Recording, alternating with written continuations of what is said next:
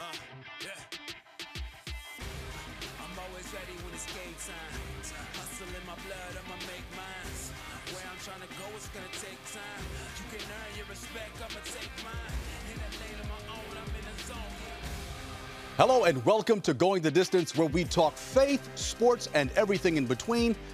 Well, the New England Patriots have tied the Pittsburgh Steelers with 6 Super Bowl championships, making them one of the most successful franchises in the league. While that's incredible, what's more interesting to me is the personal stories of the players themselves. Like Matthew Slater. He's one of the team's captains whose father once played for the Los Angeles Rams. And he almost gave up football in college, but chose to stick with it. Now he has 3 Super Bowl championships. Take a look. New England Patriots Matthew Slater is one of the NFL's most respected players. He's a 3-time Super Bowl champion and a 7-time Pro Bowler. Now, while those are impressive accomplishments, Matt says he remembers a time in college when he once considered leaving the sport he loved. I was prepared to transition away from the game of football because, I didn't know what my opportunity would be at the next level. But I think through that, God kind of showed me, hey, you're not Matthew Slater, the football player. You need to understand that your mind and your purpose and calling is higher than that of an athlete. Matthew grew up in Orange County, California, the son of Pro Football Hall of Famer Jackie Slater. His mom and dad raised him and his younger brother David with strong Christian values.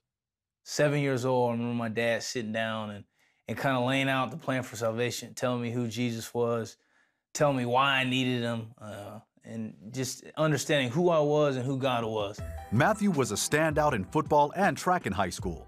But by the time he went to UCLA on a football scholarship, life was all about him and what he could do on the football field.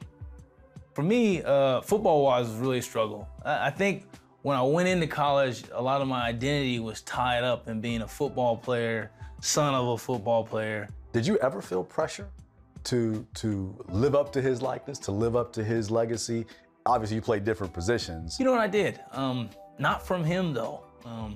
I kind of put that pressure on myself, and I think people had expectations. This Jackie Slater's son, Pro Football Hall of Famer, he's supposed to be a certain way. He's supposed to act a certain way.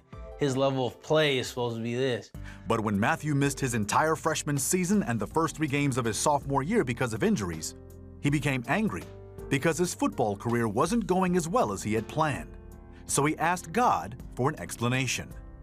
And I kind of just was like, what am I doing here? Like, I had these plans, Lord. This is how it was supposed to go, and it's not going that way. I was asking why, and it really came from a selfish place. It was why am I not benefiting personally? That's when Matthew considered walking away from the game, until he realized that the problem was himself.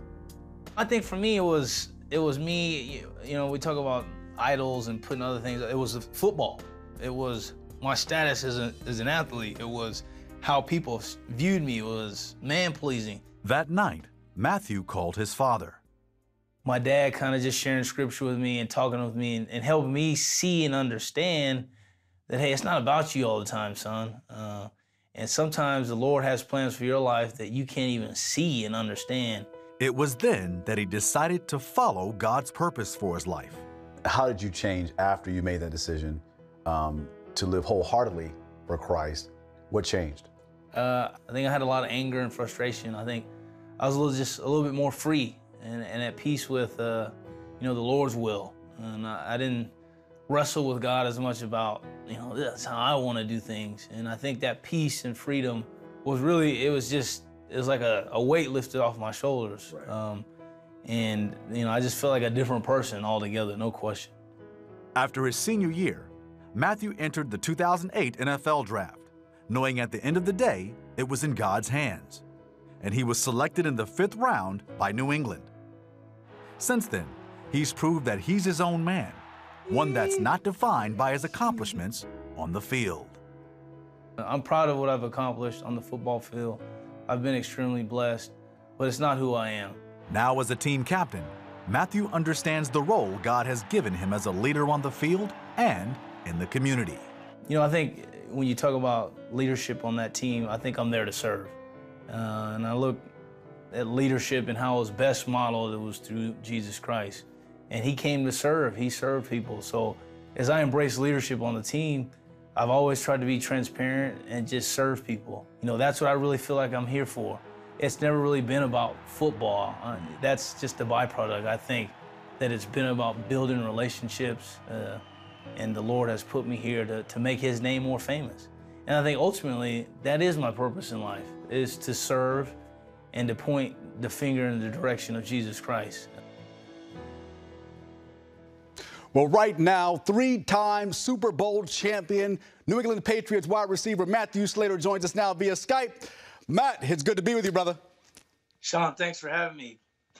So it's been a few weeks since the Super Bowl. Have you had a moment to kind of relax a little bit? I have. You know, it's really crazy when you win a Super Bowl. There are a lot of things going on, a lot of celebration and things of that nature. But, you know, I've had the time to relax and step back away from things and really appreciate what we were able to accomplish. And now I'm in California with my family, enjoying my parents, and my kids are enjoying some time with their grandparents. So it's been all good. I hear you, brother. Now, I know this is number 3 for you. How is this Super Bowl different from the other 2? Well, you know, I think about the journey of this season for our team and the story of this team. And I think the story of this team will be told as one of a team that overcame a lot of adversity. You know, there were many times throughout the course of the season that this team was counted out. So many times we heard what we weren't and what we couldn't achieve, but it was a lesson for us to maintain faith in one another, maintain faith in our process. How would you describe the culture within the Patriots organization? I think the culture is a big reason why that we've been able to do what we do. I think it starts with the men in the locker room. Obviously, Coach Belichick has a vision for our team, and every year he puts that vision out there. But you have to have the right guys that'll buy into that and that'll see it through to the end. And we have guys that really understand that life is much bigger than football. They're bought into something that's much bigger than themselves, many of them being believers. But I think just the brotherhood that we have in that locker room, playing for one another, not playing for ourselves, playing for our families, trying to represent the right things and stand for the right things. I really think that's what the culture in New England is all about, and that's what's enabled us to have the success that we've had. How often do the believers on the team get together and describe that brotherhood? What's it like? Well, I would say in some capacity we get together maybe 2 to 3 times a week. We have a couple study that we do that my wife and I host. We have Bible study every Monday, and then we have chapel before the game on Saturdays. And it's really a special thing. I think the unique thing about a locker room is you have guys that are in different walks of life, different walks at different stages in their walks with Christ. But we've all been able to come together for that common good, and that's the love of the Lord Jesus. And I think that really inspires us all to be better, to do better, and really to play for one another. And we have such a great leader in Jack Easterby, our team chaplain, who's really encouraging us to see Christ with everything we have. And I think when you have guys that are bought into that and understand that life is not about us, it's about how we can reflect God's glory and seek him wholeheartedly and hopefully get others to do the same. It's really enabled us to go to new heights as men and as a team as well. Can you name 2 things that the Lord has shown you about going the distance every day of your life? Going the distance to me means doing whatever you can each and every day to maximize your opportunity to serve God. And he's given me such a unique platform to reach others and teach others about him, to make sure that everyone I know and touch and impact knows that I'm only where I'm at because of what Christ did for me on Calvary and what he continues to do in my life. And when I think about going the distance, it's every day doing everything you can to let Jesus know I'm thankful. I'm thankful for this opportunity. I'm thankful for what you've done for me. I want to learn more about you. I want to be more like you at the end of the day. And it's so much bigger than the game of football. Well, for me personally, and I know a lot of the fans, man, we love seeing you out there. Thank you for being with us, man. Congratulations again. Thank you so much. I really appreciate it. And blessings to you and your family, brother. Thank you, brother. Same to you. All right, we'll be right back with more of Going the Distance after this.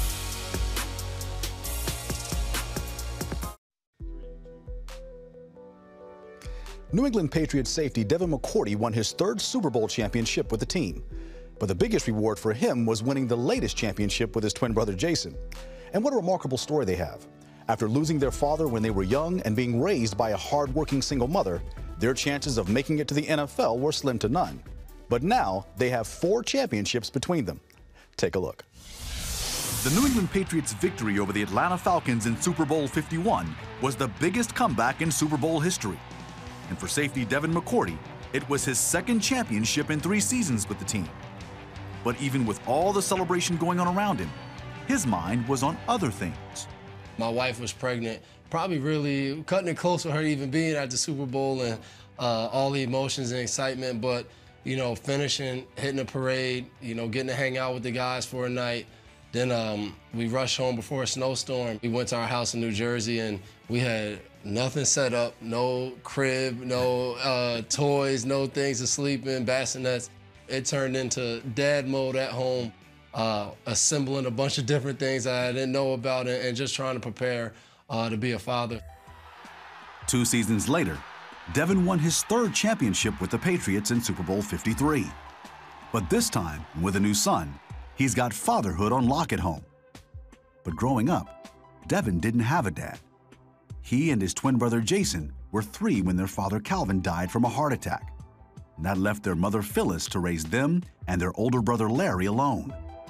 Most of what they knew about their dad came through stories told by family and friends. Our father was a basketball player. People used to always tell us, you know, he had a nickname Cocky and Nike, and he was a good basketball player. He could do this, he could do that. But the stories were never enough because they couldn't replace their dad physically being there. Father's Day was always a tough one just because, you know, you always did something in school. You know, it was always something for Father's Day, whether it was draw a card in class or, you know, some type of event that include sons and fathers. As Devin and Jason got older, sports became a way to relate to their father. I truly believe, you know, like I said, when you don't have a ton of memories, but all you keep hearing about is how great of an athlete your father was, to me, and Jason too, sports was our connection. Though they didn't have a dad around, what they did have was a mom who loved them, who even after she was injured on her job and had to go on disability, was able to provide for them. So, you know, I'd be lying if I said that, you know, it just felt so hard every day. It was like, honestly, growing up, my mom made sure we had everything we needed. Most importantly, she took them to church. And there, Devin learned to lean on God for strength and guidance, which carried him through high school, 5 years at Rutgers University, and into the NFL in 2010. But after 3 successful seasons with the Patriots, he started depending more on himself and less on his faith in God. I didn't rely on it all the time. I would say I still felt like, you know, I had a good amount of control. Like I can control what happened and, you know, God's given me strength, so now I gotta use the strength to control and do, and, you know, this is God here, but this is me. Devin realized he needed to reconnect with God, but didn't feel like he could. Even going to Bible study seemed out of reach. I was just like, man, I'm not a good enough Christian to be in Bible study. You thought that? Yeah, just that guilty feeling. What behavior would warrant that? Like I would go out and, you know, drinking and, you know, partying. And it wasn't like I was the worst person in the world, but just, you know, I feel like, dang, everybody else, they're perfect, you know, and I'm not perfect. He eventually pushed aside his guilt and made it to a team Bible study led by the team chaplain. And the message was just what he needed to hear. He's talking about that guilty feeling. There's nothing we can do to earn the right to be Christians and earn what Christ has done for, like you can't earn that. You know, that's given to you. You know, that's his mercy. And it just happened to be the day I walked in there and went, and it was kind of everything I was feeling that I was lacking, and it was like, it's right there. Devin rededicated his life to Jesus Christ, giving him full control. Now with God as a top priority, Devin learned to go to his Heavenly Father for big decisions, like in 2014 when he became a free agent and was contemplating leaving the team. I remember getting calls from different teams and, you know, the money's thrown at you, and it was just like, They want you, my agent's like, they want you, if you're gonna leave, they want you to sign now. That's when Devin began praying about whether to stay in Foxborough or move on to another team and city. You know, I was just praying, God, show me the way, show me what's important for my life right now. Not just money, not just winning, show me what's important. And the one thing that kept sticking out was what I felt I built here. I think that was God signaling to me, you know, this is the place. You know, he was like, football's great here. You love it, you've been here. He was like, let me show you the next steps of your life. Of course, he decided to stay in Foxborough, and his choice paid off big as he helped the franchise win their 6th title. And now, with a wife and 2 children, he's depending on God the Father to help him be the man, husband, and father he needs to be. You know, I think as a father, you just look and it's like, it's my job, you know, to lead these 2 and through God and just be the best husband and father I can be. Man, I know the McCourty twins have wanted to play on the same team for a while now. I mean, the Pats acquired Jason in the offseason after an 0-16 season with the Cleveland Browns. So congratulations to the twins and their mom. Well, coming up, NFL concussions have been at an all-time high. Find out what the league is doing about it after this.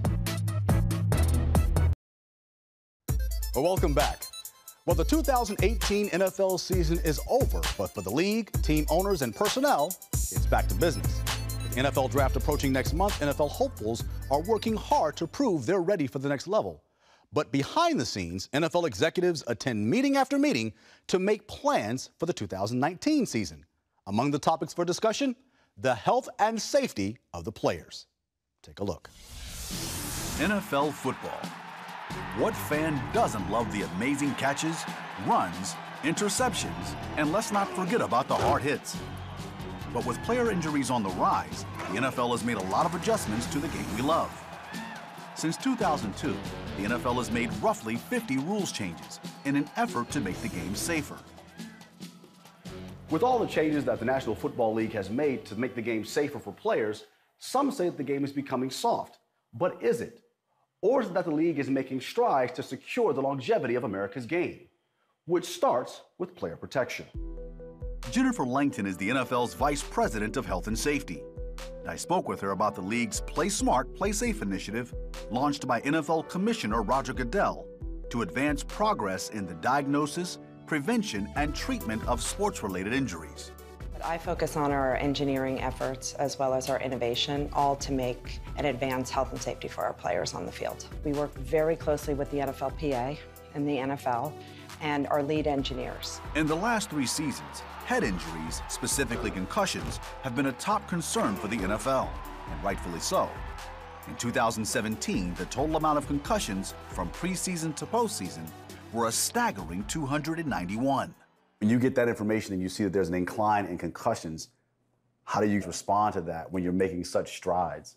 We did have, from the previous year, a 16% increase in concussions. We've studied every single concussion on our field for the past 3 years. That provides us the insight so that we know the speeds, the velocities, the impact sources, so we can give that to the marketplace so they can design for better helmets.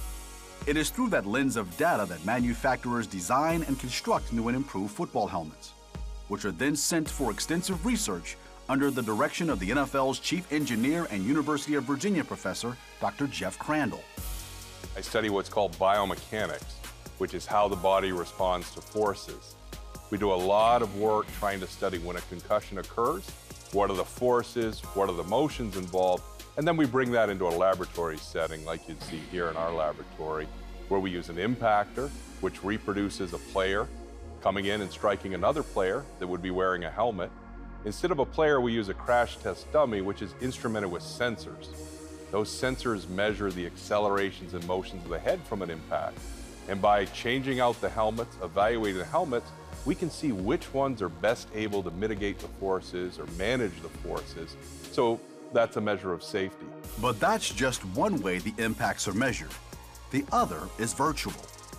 Through the computer, we can actually simulate the impact. So rather than running a physical test, you run a computer simulation where you can make hundreds or thousands of virtual prototypes, test them in a very efficient way, and really get to much better designs quicker, cheaper, and more effectively.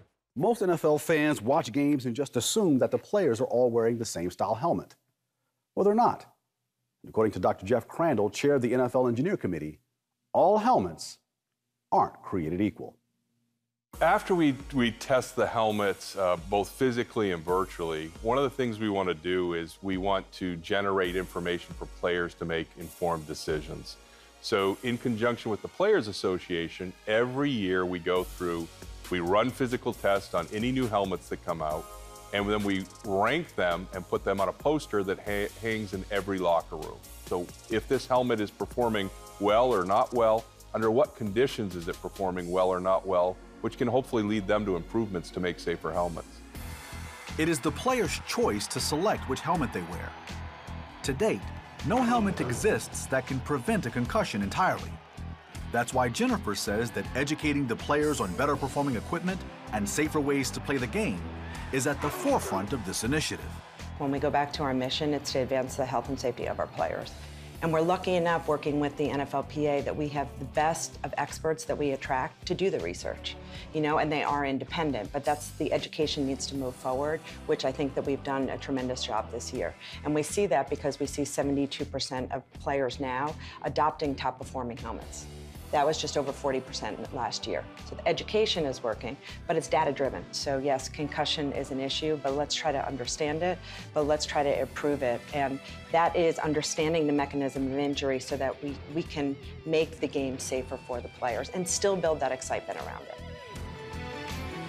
You can find out all about the Play Smart, Play Safe initiative online or on social media. My favorite part about all of this is the education of the players so that they can make informed decisions about the equipment they choose, which will enable them to play the game longer. Kind of like choosing to put on the full armor of God, like it says in Ephesians 6:13. It reads, "Therefore put on the full armor of God so that when the day of evil comes, you may be able to stand your ground. And after you have done everything to stand," verse 14 continues to say, "stand some more." We'll be right back after this. Thank you for joining us for Going the Distance, and I look forward to next week. Remember, life is short. Go the distance. See you next time.